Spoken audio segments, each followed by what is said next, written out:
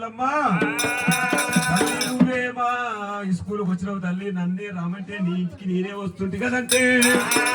భారతమ్మ ఏమంటుంది నాయన గుడున్న దగ్గరికి మనం పోవాలి కానీ గుడిని తెచ్చుకొని మన ఇంట్లో పెట్టుకుంటే బాగుండదు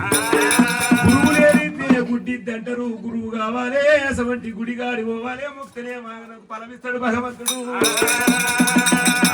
నా ఇంటిలో నేను చదువుకుంటే బాగుండవుదయ్యా అరే మంచిదమ్మా నీకు బంగారు బల్బ ఎండి పలక చేతికి ఇస్తున్నా నువ్వు గొప్ప చదువులు నేర్చుకోవాలన్నప్పుడు అమ్మవారు ఎనగాడు ఎనగా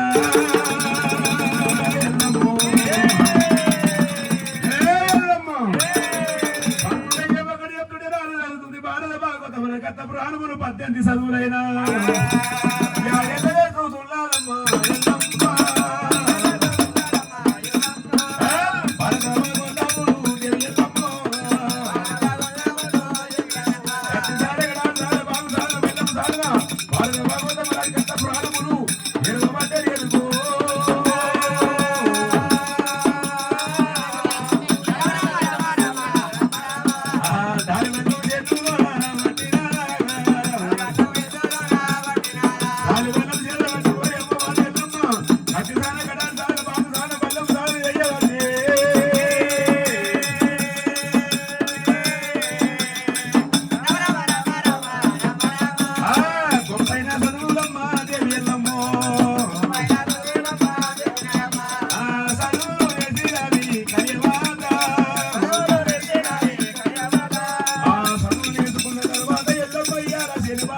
ఆదివారం తల్లి ఉంటే వేడకెళ్ళిపోవాలన్నప్పుడు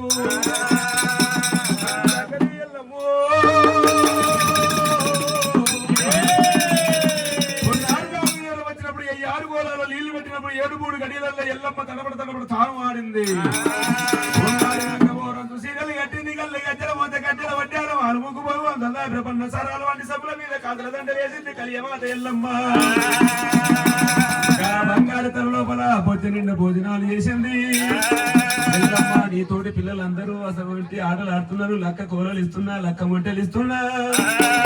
ఆటలాడుకోలేని కల్లప్పుడు వాళ్ళ నాన్నమ్మ వారి ఎల్లమ్మ ఏమంటది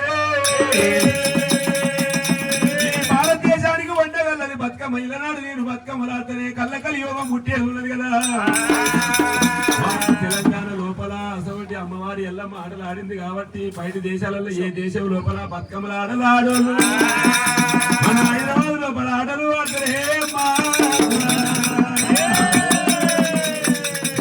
నాడు నేను ఆటలు ఆడితేనే కళ్ళ కలియోగం అందు కూడా ఆటలాడే కాలం ఉన్నది అమ్మవారి ఎల్లమ్మ